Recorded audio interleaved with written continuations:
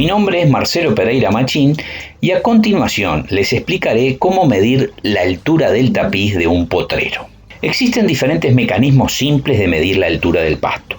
El de la izquierda, por ejemplo, el bastón graduado, que mide la hoja verde más alta. El del centro, el mecanismo del plato.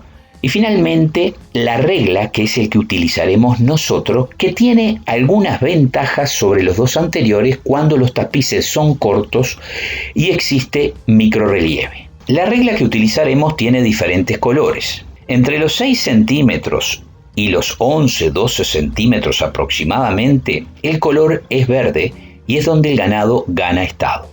Por debajo de los 5 centímetros, el ganado pierde estado, haciéndose la situación crítica a menores alturas cuando la tonalidad de la coloración queda roja. En tanto, por encima de los 12 centímetros, paulatinamente, pasamos del amarillo al marrón, significando esto que hay exceso de forraje. El objetivo es tratar de mantener nuestros tapices dentro de la coloración verde, aunque es menester aclarar que a la salida del invierno, aún con carga ajustada, siempre salimos con alturas menores a los 5 centímetros. Las medidas las debemos de hacer donde pastorea el ganado, tratando de evitar matas no comidas como el espartillo, la paja mansa, la paja brava o incluso arbustos como las chircas. Queda fácilmente ilustrado dónde realizar medidas por las flechas rojas que aparecen en la figura. No debemos medir donde hay disturbios, por ejemplo, en las porteras, en el borde de los montes, en los aleros, en los bebederos, en el borde de los tajamares si el ganado tiene acceso a los mismos, e incluso debemos de incluir en estas situaciones a los dormideros de los lanares. Existe en los potreros heterogeneidad.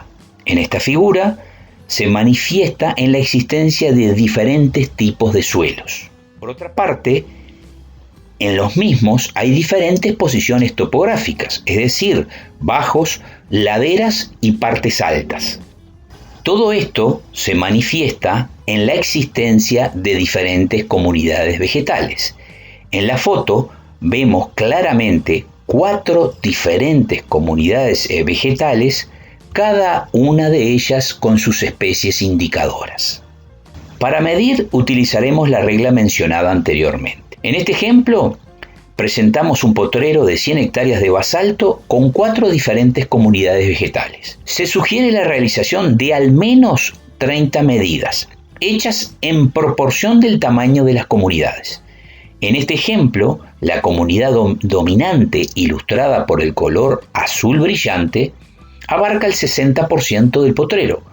Por lo tanto, dicha comunidad tendrá que tener el 60% de las medidas. Ellas son 18. Cuando medimos, debemos tomar una referencia en el horizonte. Este puede ser un arbusto, un árbol, un poste, un molino, etc. De no tomar referencias, lo que hacemos es autoengañarnos y medir en los lugares que hay más pasto. Ahora bien, cuando tomamos una referencia y lo hacemos en línea recta, las medidas resultarán más precisas y consistentes con la realidad del potrero. Esto no significa que tengamos que hacer solo una línea recta, sino varios segmentos orientados de tal manera para abarcar la heterogeneidad existente. Para medir, no deberemos medir la espiga más alta ni la hoja verde más alta. Debemos medir donde se concentra el grueso del forraje. A ello se le llama el estrato más denso y queda ilustrado por la flecha roja que aparece en la figura. 1 centímetro de pasto, gracias a diferentes calibraciones, se sabe que equivalen aproximadamente a 250 kilogramos de materia seca. El método, pues, consiste en realizar el recorrido preestablecido midiendo. Para aquellos que no son diestros en el uso de la regla, conviene al principio poner una regla horizontal, realizar leve presión y otra perpendicular de tal manera de poder medir y saber dónde se concentra el grueso del forraje. Una vez que uno se pone ducho, Simplemente con deslizar el dedo índice por el costado de la regla, llegará fácilmente a la zona donde se concentra el grueso del forraje. La altura del tapiz es el resultado del promedio de las 30 medidas. Hay medidas por debajo y hay medidas por encima. Lo que hay que saber es que el ganado no come en el promedio, come en los mejores lugares, y es importante conocer esta información para realizar futuras interpretaciones de los datos colectados. A título de ejemplo, si tenemos 5 medidas, el promedio es la suma de ellas dividido entre el número de medidas. El resultado en este ejemplo da 6,2.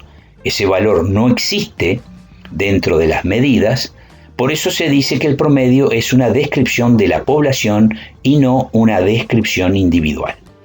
Existe una frase jocosa que dice que si yo no tengo ningún auto y mi vecino tiene 2, el promedio nos da que cada uno de nosotros tenemos un auto. Es mágico, por decirlo de alguna manera. Por eso, cuando en los promedios existen valores extremos muy distantes, es conveniente tener recaudos a la hora de interpretar la información. Para finalizar, debemos contestar la pregunta: ¿cuánto pasto tenemos entonces? Partiendo del ejemplo del potrero de las 100 hectáreas, que tiene una altura de 3,5 centímetros y que cada centímetro equivale a 250 kilos de materia seca, el pasto que le ofrecemos al ganado o el pasto que hay en el potrero es el resultado de multiplicar las 100 hectáreas por la altura del potrero, que es 3,5 centímetros, por la cantidad de materia seca que hay en un centímetro, que es 250 kilos. El resultado es 87.500 kilogramos de materia seca. Muchas gracias y espero que esta información les haya sido de utilidad.